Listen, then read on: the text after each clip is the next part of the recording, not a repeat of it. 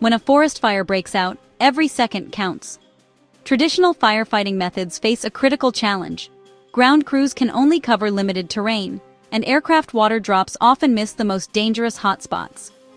Researchers at the Indian Institute of Science have developed a potential solution that draws inspiration from an unlikely source: a microscopic marine predator. The team, led by Professor Suresh Sundaram and PhD student Josy John, has created coordinated drone swarms that mimic the hunting behavior of Oxyrrhis marina. This tiny organism searches in wide patterns before narrowing its focus once it detects food. The drones operate similarly, using thermal cameras and infrared sensors to detect heat signatures through smoke. What makes these swarms particularly effective is their autonomous decision-making. The drones communicate with each other, creating real-time maps of fire zones.